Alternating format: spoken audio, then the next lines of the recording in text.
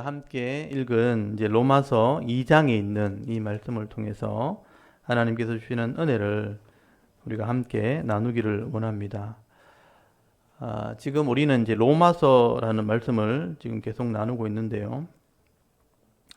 그러니까 보통 성도들이 로마서 하면 굉장히 어려운 책으로 알고 있거든요.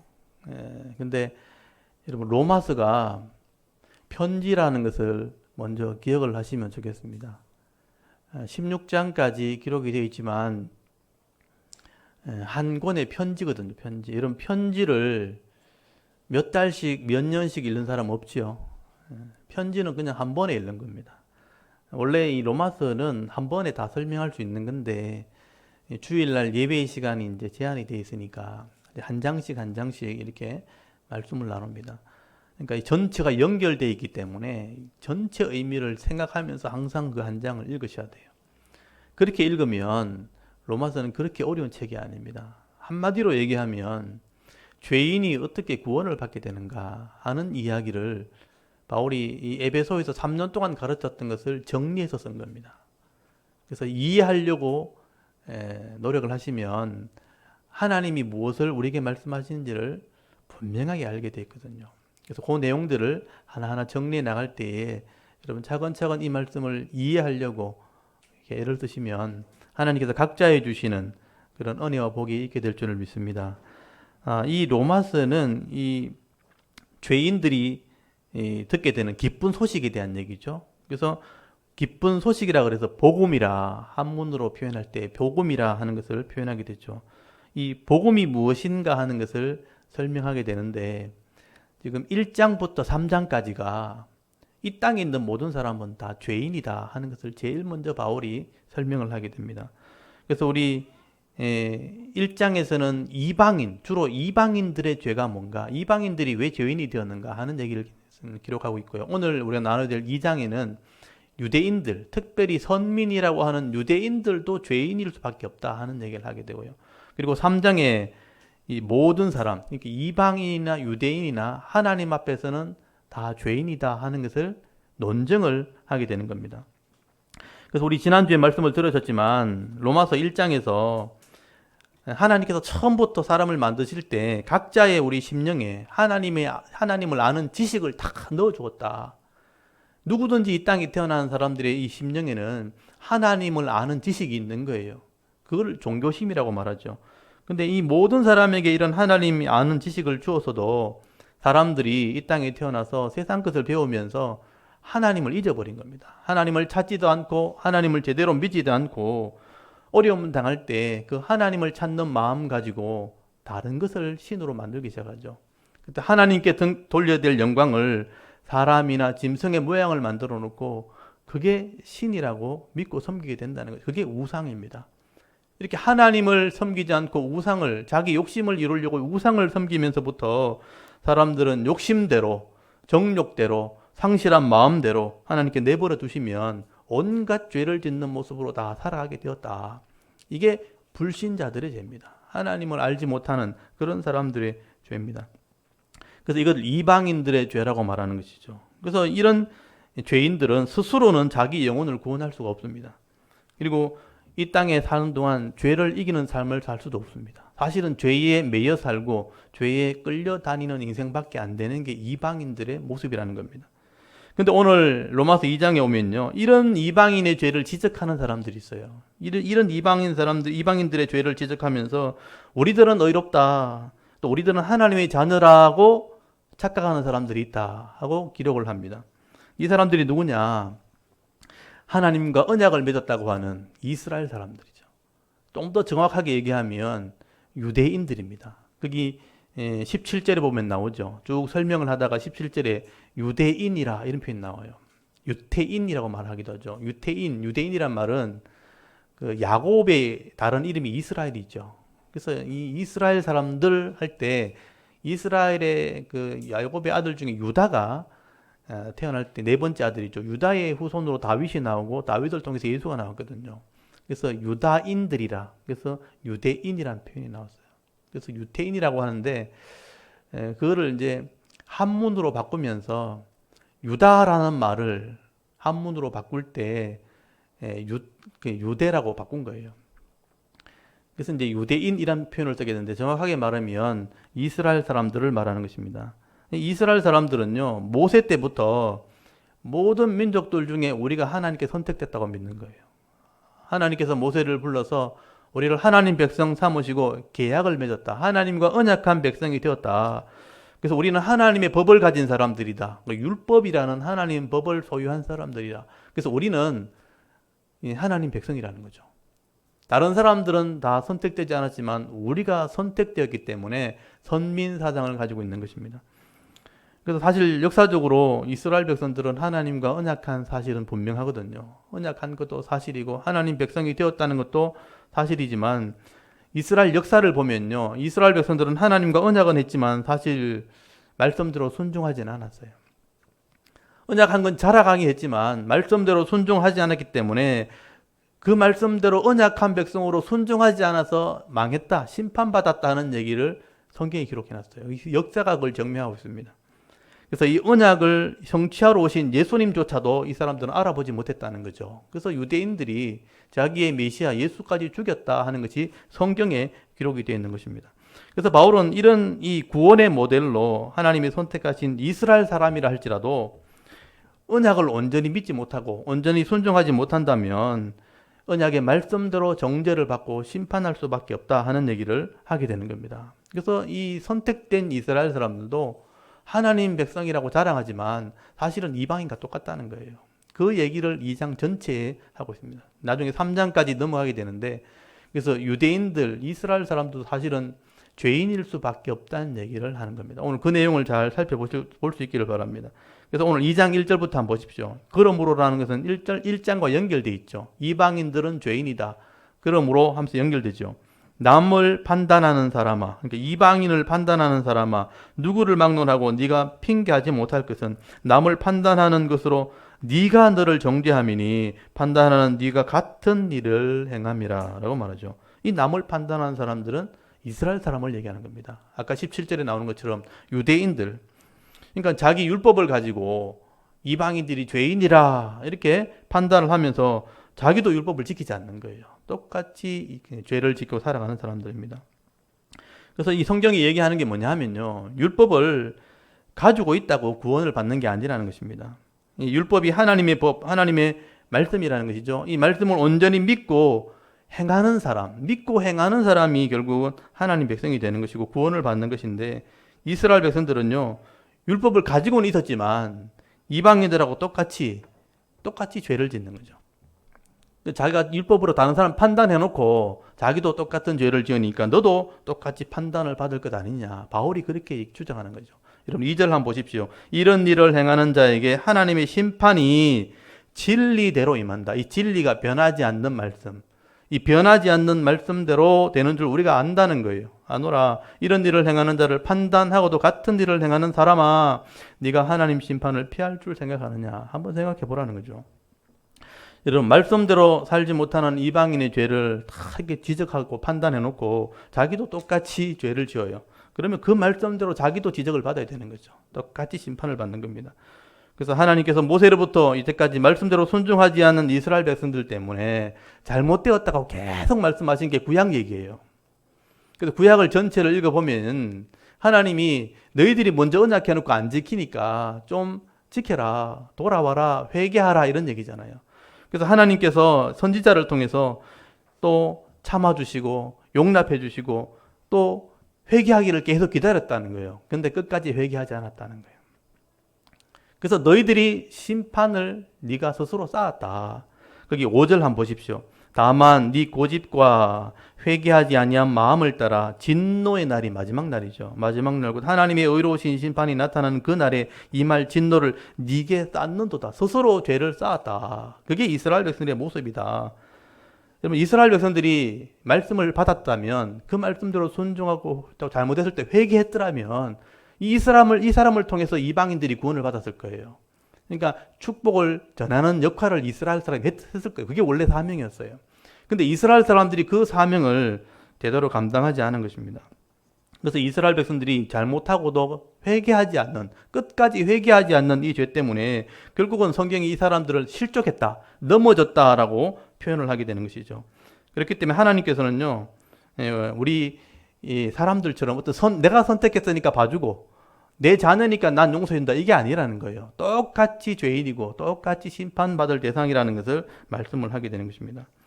그래서 하나님은 말씀하신 대로 심판하시고 말씀하신 대로 복을 주시는 공의 하나님이다. 그리고 6절을 보시면요, 하나님께서는 각 사람에게 그 행한 대로 보응하시느니라. 유대인이라 그래서 특별히 봐주는 게 아니라는 거죠. 그래서 여기 6절 밑에 7절 한번 보십시오. 참고 선을 행하여 영광과 존귀와 썩지 아니함을 구하는 자에게는 영생으로 하시고, 오직 당을 지어 진리를 따르지 아니하고 불의를 따르는 자에게는 진노와 분노로 하시리라. 이게 하나님의 공의라는 거죠.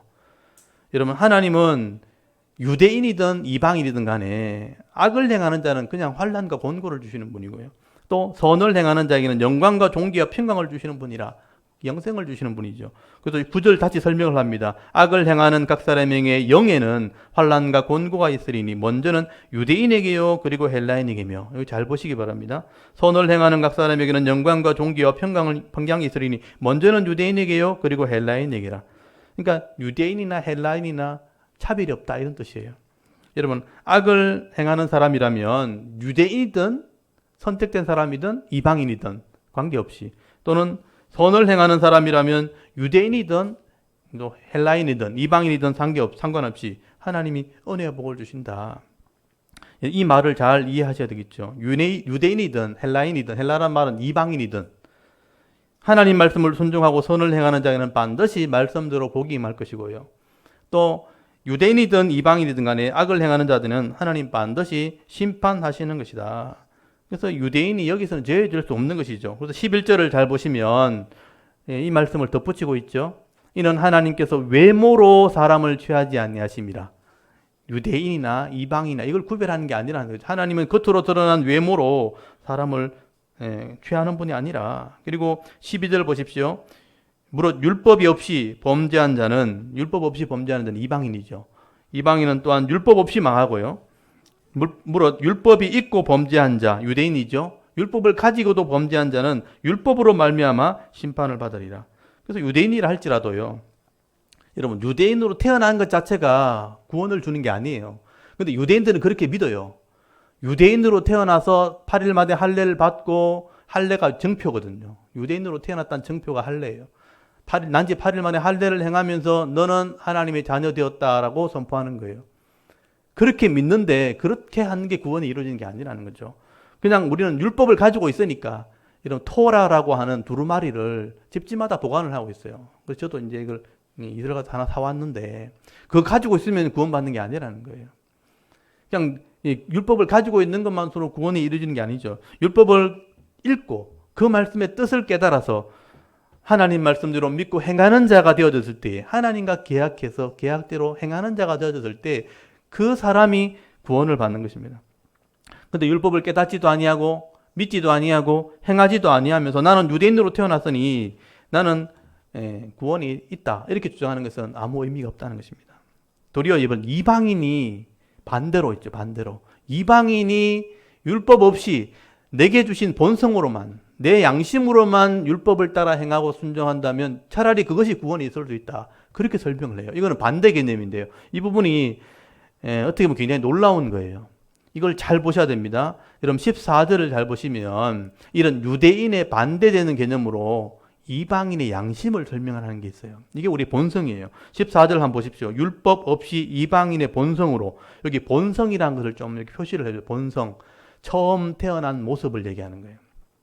이방인이 처음으로 이렇게 본성을 가지고 태어났을 때, 율법의 일을 행할 때, 이 본성으로 태어났는데 율법의 일을 행할 때 이 사람은 율법이 없어도 자기가 자기의 율법이 되나니, 이런 이들은 그 양심이, 양심이란 말도 동그라미 주세요. 양심이 증거가 되어 그 생각들도 동그라미 주세요. 생각들. 이 표현들을 잘 보십시오. 그 생각들이 서로 혹은 고발하고 때로는 변명, 설명을 해가면서 그 마음에 새긴 율법의 행위를 나타내느니라. 이게 유대인이 아닌데도 불구하고 이방인으로 태어났는데 본성으로 태어났는 그 마음에 양심이란 법이 있어요. 양심. 양심이란 법이 있고 내 생각 이성은 따로 있어요. 양심이라는 법이 율법이 돼가지고 내 생각을 이렇게 지적한다는 거죠. 그래서 고발하고 변명한다는 거죠. 변호한다, 설명한다는 거죠. 이렇게 해서 마음에 새겨져 있는 율법, 이게 양심이거든요. 마음에 새겨져 있는 율법을 행하게 만든다면 차라리 이 사람이 구원받는 거다. 율법은 변하지 않는 거예요. 근데 그 양심의 법에 하나님이 다 주었는데 이 양심의 법이 내 율법을 지적해가지고 행하게 만든다면 차라리 그 사람이 구원받을 수 있다. 이게 하나님의 원리를 설명한 거죠.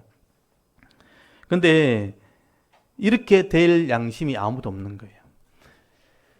하나님이 처음 사람을 만드셨을 때 이런 양심의 법을 사람의 마음에 다 심어주셨다는 거죠. 근데 사람들이 죄를 지으면서부터 이 양심의 법이 점점 무뎌지기 시작한 겁니다. 처음 이 땅에 태어날 때 모든 사람은 다 이런 양심을 가지고 태어나는데, 선한 법을 가지고 태어나는데, 이 땅에 살아가면서 죄로 말미암아 양심의 법이 무뎌지게 되니까 죄를 죄로 여기지 않는 심령으로 변질되기 시작해요. 그래서 성경에는 이거를 화인을 맞은 양심이라. 그래서 화인이면 불로 된 도장이거든요. 화상을 입은 도장처럼, 그 살처럼 감각이 없어지는 양심으로 변질된다. 원래 양심의 법대로 해서 율법을 행한다면 그것도 구원을 이룰 수 있겠지만 인간의 마음에는 죄가 덮여지게 될 때 그 양심조차도 무뎌져서 감각 없는 양심이 되어버렸기 때문에 아무도 구원을 얻을 수 있는 양심이 없다라고 설명해요. 그게 3장에 나오는 얘기예요. 다음 주에 제가 설명할 겁니다. 3장에 더 자세히 설명할 것입니다. 그래서 유대인들이 율법을 가지고 구원을 얻었다고 하니까 차라리 이방인들이 양심의 법에 행할 때 구원이 되는 거다. 너희들은 율법을 가지고도 행하지 않았다는 것이죠. 그래서 유대인들은 명목상 하나님 백성이지 사실은 이방인에게 자랑할 것이 아무것도 없다는 것입니다. 그래서 여러분 17절 보시면요. 율법을 자랑하면서 또 믿고도 행하지 않는 그 유대인의 죄에 대해서 설명을 하게 됩니다. 여러분 17절부터 단락이 나눠지죠. 이 본격적인 유대인의 죄를 지적하는 겁니다. 유대인이라 불리는 네가 그랬잖아요. 율법을 의지하며 하나님을 자랑하며 율법의 교훈을 받아 하나님의 뜻을 알면서도 지극히 선한 것을 분간하며 맹인의 길을 행하는 자요 어둠에 있는 자의 빛이요 하면서 자랑했다는 거예요. 하나님 율법을 가진 것을 가지고 자랑만 한 거예요. 우리가 맹인의 길을 인도하는 사람이다 이러면서 자랑하고요. 우리가 어둠에 있는 자를 비춰주는 빛이다 그러면서 자랑만 했지 실제 말씀은 행하지 않은 겁니다. 20절 보십시오. 율법에 있는 지식과 진리의 모본을 가진 자로서 어리석은 자의 교사요 어린아이의 선생이라고 스스로 믿는 거예요. 스스로 자랑했다는 거죠. 우리는 율법을 가지고 있다. 율법에 선한 것이 기록되어 있다. 그러면서 우리는 교사다. 우리는 선생이다. 이렇게 자랑만 했지 실제로는 자기들은 행하지 않는 것이죠. 그래서 유대인의 자랑이 4가지가 나온 거죠. 우리는 맹인들을 인도하는 자라, 또 어둠을 비치는 세상의 빛이다, 또 어리석은 자의 교사다, 또는 어린이의 선생과 같은 자들이다. 자랑만 한 거죠. 실제로 자랑만 했지 행하진 않은 거예요. 이게 유대인의 죄라는 것입니다. 그래서 21절 한번 보십시오. 그러면 다른 사람을 가르치는 네가 네 자신은 가르치지 아니하느냐? 여러분 다른 사람을 막 가르치면서 자기는 안 가르친다는 거예요. 도둑질 하지 말라고 선포하는 네가 도둑질 하느냐? 율법에 도둑질 하지 말라고 돼 있거든요. 그걸 가르쳐 놓고 자기는 도둑질 하는 거예요. 간음하지 말라 하는 네가 간음하느냐? 우상을 가증히 여기는 네가 신전 물건을 도둑질 하느냐? 그러니까 우상이 잘못되었다, 우상이 가증하다 그래 놓고 자기는 욕심을 가지고 훔치는 거예요. 그게 우상을 섬기는 거거든요. 율법을 자랑하는 네가 율법을 범망으로 하나님을 욕되게 하느냐? 이게 하나님을 욕하는 거라는 거예요. 근데 그걸 모른다는 것입니다. 24절에 보시면 바울이 이걸 인용해요. 이사야서 52장 말씀을 인용하면서 기록된 바라 그랬잖아요. 52장에 보면 하나님의 이름이 너희 때문에 이방인 중에 모독을 받는도다. 바울이 유대인들을 지금 책망하는 거예요. 너희들 말씀을 행한다고 하지만 가르치기는 하지만 행하지 않으니까 너희들이 이방인들에게는 모독이 된다. 하나님을 욕보이는 거다 하면서 책망을 하게 되는 것이죠. 그래서 바울은 결론적으로 그렇게 얘기하는, 겉으로 드러낸 유대인이 아니라는 거죠. 유대인이 자랑하는 할례, 겉으로 드러낸 이 할례가 진짜 할례가 아니라는 거예요. 진짜 유대인, 구원받은 사람은 이면적 감추어진 말씀을 순종하는 그런 사람들이 진짜 유대인들이야. 25절에 보면요. 네가 율법을 행하면 할례가 유익하나 만일 율법을 범하면 그 할례가 무할례가 된다. 율법을 가지고 있고 할례 행한다고 자랑하지만 율법을 행하지 않는다면 무할례, 이방인하고 똑같다. 지금 그 얘기를 하는 것이죠. 율법의 의미를, 하나님 말씀의 의미를 온전히 깨닫지 못하고 순종하지 못한다면 겉으로 자랑하는 것은 유익하지 않다. 무익한 겁니다. 도리어 27절 보시면요. 바울이 또 반대로 얘기해요. 차라리 이런 이방인들이 믿음으로 순종할 때 너희가 정죄를 당할 것이다. 여러분 27절 한번 보십시오. 27절, 28절. 27절 보시면 또한 본래 무할례자가 율법을 온전히 지키면 율법 조문과 할례를 가지고 율법을 범하는 너희를 정죄하지 아니하겠느냐. 그래서 보세요. 이 무할례자가 율법을 온전히 지킨다면 너희들은 도리어 이 무할례자에게 정죄당한다. 너희들. 도리어 책망을 듣게 될 것이다. 그래서 이제 결론이 28절입니다. 무릇 표면적 유대인이 유대인이 아니요 표면적 육체의 할례가 아니니라. 오직 이면적 유대인이 유대인이며 할례는 마음에 할지니 영에 있고 율법 조문에 있지 아니한 것이라. 굉장히 어렵게 지금 표현되어 있죠. 표면적 유대인, 표면적이란 말이 겉으로 드러난 이런 뜻이거든요. 이면적이라는 것은 감추어진 이런 뜻입니다. 그래서 겉으로 드러난 유대인들이 유대인이 아니다. 구원받은 사람이 아니다. 겉으로 드러난 할례가 아니라 유대인으로 태어난 지 8일 만에 행했던 그 할례만 행한다고, 그 모습만 할례 받는다고 구원받은 하나님 백성이 아니라는 것이죠. 할례는 마음으로 해야 된다. 그러니까 할례란 자체가 잘라내는 거죠. 살의 껍질을 잘라내는 것이 할례인데 죄를 잘라낸다는 의미예요. 사람의 피부를 잘라낸다고 그게 죄가 없어지는 게 아니고 마음의 죄를 잘라내야 회개가 되는 거다. 하나님 백성 되는 거다. 마음의 할지라는 표현이 그거예요. 그래서 여기 29절 한번 보십시오. 이면적 유대인, 감추어준 유대인이 유대인이며 할례는 마음의 할지라는 말은 예수를 믿고 회개하는 사람들이에요. 마음의 죄를 잘라내야 진짜 하나님 백성이 되는 거다. 그리고 영에 있다라는 표현은 성령으로 하는 것이다. 율법 조문, 사람이 글로 기록해낸 이 책만 들고 다닌다고 구원받는 게 아니고 성령이 나를 깨닫게 해가지고 순종할 때 우리가 하나님 백성 되는 거다. 그게 진짜 유대인이다. 진짜 하나님 백성이다 라고 말씀을 하게 되는 것이죠. 그러므로 유대인들은요, 이 과거에 하나님과 언약한 사실만 가지고 우리가 구원받았다고 교만하고요, 하나님 말씀을 통해서 예수를 온전히 믿지 못했기 때문에 사실은 구원을 받지 못한 거예요. 그런데 자기들은 하나님 백성이라 교만을 하게 된 것이죠. 이게 바로 유대인들의 죄라는 것을 여러분 꼭 기억하십시오. 혈통으로 구원받는 거 아닙니다. 율법을 가지고 있다고 구원받는 거 아닙니다. 또 할례, 육신의 표를 가지고 구원을 받는 게 아니라는 것이죠. 정작 하나님 말씀을 행하지 않고 또 예수를 온전히 믿지 않기 때문에 죄는 그대로 있는 거예요. 예수님이 죄를 속였다는 걸 믿어야 성령을 통해서 깨달아 죄의 용서를 받는데 죄가 그대로 있으니 하나님 말씀대로 순종하지 않으니 여전히 죄를 가지고 있으니까 죄인일 뿐인 것입니다. 그래서 우리가 이 구약의 이 말씀만 가지고 믿고 이게 구약의 말씀만 붙들고 있는다고 구원이 있는 게 아니다 하는 것을 유대인을 통해서 설명을 하게 되는 것이죠. 그래서 우리가 이 말씀들을 보면서 우리의 모습을 좀 한번 돌아봐야 돼요. 지금 2장에 유대인들이 이렇게 율법만 가지고 겉으로만 가지고 구원했다고 자랑하지만 사실은 너희도 다 죄인이다 하는 얘기를 하고 있을 때 오늘 우리 한국교회 교인들이요, 이 유대인처럼 이렇게 변질되어 가고 있다는 것을 한번 돌아보셔야 돼요. 우리도 똑같이 이렇게 유대인처럼 착각할 수 있고 잘못된 신앙을 붙들고 우리가 구원받은 것처럼 착각할 수 있다. 이게 오늘 우리에게 주시는 교훈의 말씀이 되는 것입니다. 유대인들처럼 헛된 것을 자랑하고 또 교회 다닌 것만 자랑할 수 있다는 거죠. 나는 예수 믿는 집에 태어났으니까 당연히 구원이 있는 것처럼, 나는 오랫동안 교회를 다녔으니까, 나는 또 목사가 되었으니까, 직분을 받았으니까, 중직자가 되었으니까 나는 당연히 하나님 백성이라고 착각할 수 있다는 것이죠. 그리고 나는 성경을 들고 다니니까 유대인들처럼 성경을 끼고 다니고 집에 가면 성경을 이렇게 펼쳐 읽고 성경을 이렇게 설교를 들으니까 나는 구원받았을 것이다.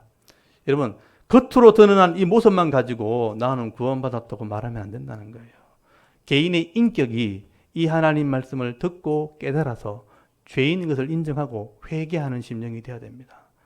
내 죄를 예수님께서 속하셨다. 오늘 집사님 기도하신 것처럼 예수님께서 내 죄를 속하셨다. 하나님이 계획하셨고 예수님을 통해서 내 죄를 속하셨고 성령을 통해서 내가 온전히 믿게 되어질 때에 내가 회개하는 심령이 되어지고 이 말씀대로 살려고 오늘도 끊임없이 애를 쓸 때에 하나님 자녀로 복을 받게 되는 거예요. 그리고 예수 그리스도의 부활을 온전히 내가 믿을 때에 죽음 이후에 영생이 있다는 것도 내가 믿을 때 영생을 얻게 되는 것입니다. 그래서 내 믿음을 통해서 우리가 구원받게 되어지고 믿음을 통해서 은혜를 입게 되어지고 믿음을 통해서 완성되어지는 것이 신앙이라는 거예요. 그래서 우리가 겉으로 드러난 그 모습만 가지고 우리가 구원받았다고 자만하거나 교만하면 안 돼요. 우리 교인들이요, 지금 교회 세상에서 자꾸 지탄을 받는 이유는 우리는 교회 안에 들어와 있으니까 우리는 하나님 백성이고 저 사람들은 불신자들이니까 우리하고 다르다. 이렇게 생각하면 안 된다는 거죠. 똑같은 죄인이에요. 그렇지만 우리가 예수님을 통해서 말씀을 믿고 하나님의 말씀에 대한 이 속죄에 대한 믿음을 가졌기 때문에 그 말씀대로 살아가는 삶으로 그것을 전개해야 되는데 우리는 믿지 못하고 유대인들처럼 믿음으로 살지 못한다면 똑같은 책망을 들을 수 있다는 것을 여러분 꼭 기억할 수 있기를 바랍니다. 그래서 여러분 한번 점검해 보셔야 돼요. 내가 이 말씀을 통해서 죄에 대한 고백을 통해서 회개함을 통해서 온전히 십자가를 믿고 회개하는 심령으로 살아가고 있는지 한번 점검해 보셔야 됩니다. 여러분 우리가 회개할 때 죄사함 받는, 십자가를 믿고 회개할 때 죄사함 받는 겁니다. 그리고 우리가 하나님 말씀대로 순종하려고 애를 쓸 때 오늘도 죄를 이기는 삶을 살게 되는 거죠. 거룩한 삶, 구별된 삶을 살게 되는 겁니다. 그러니까 하나님 말씀이 내 속에 들어와서 죄를 이기는 삶을 살려고 애를 쓰는 모습이 있어야 되는 거예요. 애를 써야지만 우리가 하나님 백성으로의 복을 받도록 되어 있는 겁니다. 죄가 내 속에 들어왔을 때 이런 죄를 따라 살면 안 된다는 내 삶에 이런 애씀이 있어야 되는 거죠. 힘씀이 있어야 되는 거죠. 그래야 이 땅에서 복을 받는 거예요. 그리고 예수 그리스도의 부활을 온전히 믿게 되어질 때에 내가 영생을 얻게 되어지는 것입니다.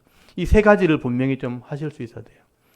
내가 죄인인 것을 깨닫고 늘 회개하는 심령으로 살아가고 있는지, 죄사함이 있는지, 그리고 말씀대로 순종하려고 하는 애씀이 있는지, 그게 우리의 성도의 복이 되는 겁니다. 그리고 이 부활에 대한 분명한 인식, 제가 부활절에 이번 부활절 2번에 걸쳐서 제가 설교를 했는데 부활에 대한 분명한 인식과 부활에 대한 믿음이 있어야 되는 거예요. 그래야 마지막 날에 우리가 부활의 심판의 부활이 아닌 생명의 부활을 얻게 되어지고 영생을 얻게 되는 것입니다. 세 가지 부분을 분명히 확인을 하셔야 돼요.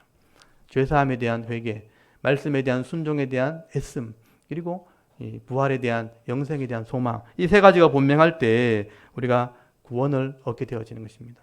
이게 하나님께서 우리를 구원을 계획하셨고요.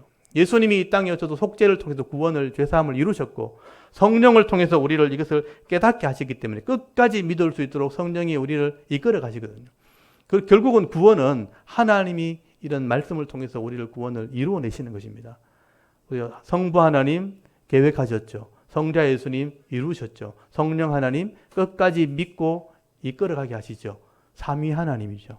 성부, 성자, 성령, 삼위 하나님이 나를 구원해 내시기 때문에 구원에 있어만큼은 내가 자랑할 게 아무도 없는 거예요. 유대인들처럼 자랑할 게 아니에요. 구원에 있어서만큼은 하나님 앞에 우리가 겸손해야 되는 것입니다. 그래서 여러분 에베소서 2장 8절 9절에 보시면 너희는 그 은혜로 인하여 믿음으로 말미암아 구원을 받았다고 되어 있어요. 하나님의 은혜, 그 계획과 속죄하심, 그리고 믿음으로 말미암아 성령을 통해 주시는 믿음으로 말미암아 구원이 완성되는 거예요. 그래서 우리에게 자랑할 게 없죠. 너희에서 난 것이 아니요 하나님의 선물이라고 되어 있어요. 하나님의 선물. 나의 행위에서 난 것이 아니기 때문에 이는 누구든지 자랑하지 못하게 함이라. 이 말씀은 여러분 다 외우셔야 됩니다. 이해를 하셔야 된다는 얘기죠. 한번 펴보시기 바랍니다. 에베소서 2장을 한번 펴보시죠. 에베소서는 바울이 이 로마서를 적고 난 뒤에 나중에 로마의 감옥에 들어갑니다. 감옥에 들어갔을 때 이걸 정리해서 쓴 거예요. 더 깊이 있는 말이죠. 더 정리가 되어 있는 말이죠.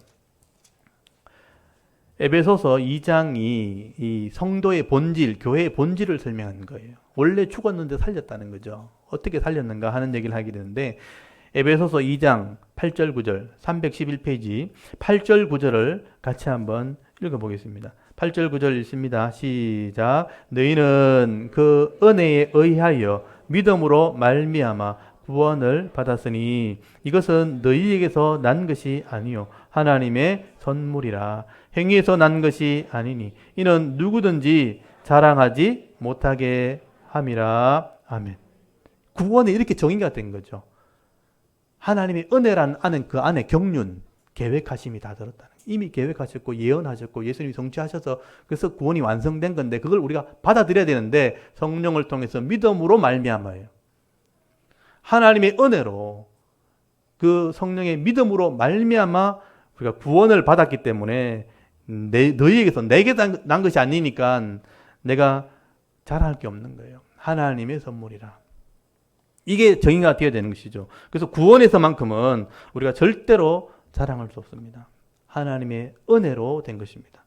그래서 은혜란 말이 카리스란 말이거든요. 카리스. 그래서 카리스마 들어보셨죠?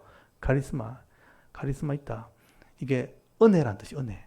하나님의 카리스마로 은혜로 우리가 구원을 받은 것이죠. 그래서 여러분 우리가 하나님 앞에 예배할 때 아니면 인생을 살아갈 때 하나님 이름 앞에는 우리가 겸손할 수밖에 없는 거예요. 하나님의 은혜로 믿음으로 구원받았기 때문에 우리는 죄인이었는데 알게 하시고 깨닫게 하시고 믿게 하신 거죠.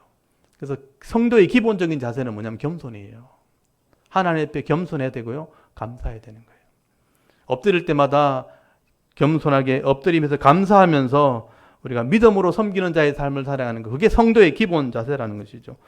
여러분 성도의 기본 자세는 겸손과 감사입니다. 제가 깨달은 거예요. 성도의 기본 자세는 겸손과 감사입니다. 여러분 구원을 해주신 분도 하나님이고요. 이 땅에서 복을 주신 분도 하나님이고 마지막까지 끝까지 우리를 도우실 분도 하나님인 것이죠. 그래서 그 하나님 앞에 우리가 겸손할 수밖에 없는 거예요.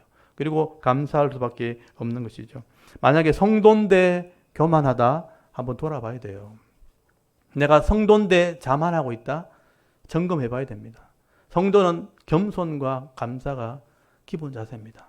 그 믿음을 오늘 꼭 가질 수 있기를 바랍니다. 우리가 이런 인식과 이런 믿음이 분명하게 되어질 때에 여러분 나 같은 죄인을 구원하시고요. 하나님의 자녀 삼으시고 또 천국에 대한 소망을 주시고 이 땅에서는 비천하지 않도록 거룩한 삶을 살아갈 수 있도록 정결한 삶을 살도록 성령께서 은혜를 베풀어 주시는 것이죠. 그래서 우리가 이 땅을 믿음으로 살아가게 되는 것이죠. 이게 하나님의 은혜입니다. 오늘도 이 믿음을 다시 한번 점검할 수 있기를 바랍니다. 유대인들의 이런 자만과 교만이 오늘 우리 교회의 교만과 자만이 된 건 아닌가 한번 돌아보셔야 돼요. 그래서 세상 사람들 존경을 받는 게 아니고 지탄을 받고 있지 않습니까? 교회가 자꾸 이제 지적을 받고 있잖아요. 저는 이것도 하나의 하나님의 음성이라고 저는 생각을 합니다. 다시 한번 우리를 돌아봐야 된다. 우리가 교만했던 건 아닌가? 우리가 잘난 것처럼 우리가 세상 사람들보다 굉장히 거룩한 것처럼 교만했던 건 아닌가? 똑같이 하면서 그렇게 하니까 세상 사람들이 나중에 알게 된 거죠. 우리하고 똑같으면서 자기들이 거룩한 것처럼 잘난 것처럼. 그래서 도리어 세상 사람들에게 정죄를 받는 건 아닌지 한번 돌아보셔야 되는 것이죠. 오늘도 이 말씀들을 잘 묵상하시면서 우리가 하나님의 은혜로 구원받은 성도가 되었다는 것을 우리가 믿는다면 절대로 이 유대인들처럼 교만하거나 자랑하지 마시고요. 내게 주시는 이 직분, 이 기업의 이 은혜를 따라서 성실하게 또 정성스럽게 오늘도 사명 감당하게 될 때에 오늘 하루하루가 중요합니다. 오늘 하루하루 내게 주시는 분복을 받아 누리면서요. 내가 오늘도 행복하다. 내가 부족함이 없다. 이렇게 고백할 수 있기를 바랍니다. 그래서 후회 없는 인생을 살아가고 또 가치 있고 의미 있는 인생을 하루하루 일주일 동안 삶을 살아갈 수 있는 믿음 있는 오늘 저와 여러분의 신앙의 삶이 될 수 있기를 주의 이름으로 축원합니다. 아멘. 잠깐 기도드리겠습니다.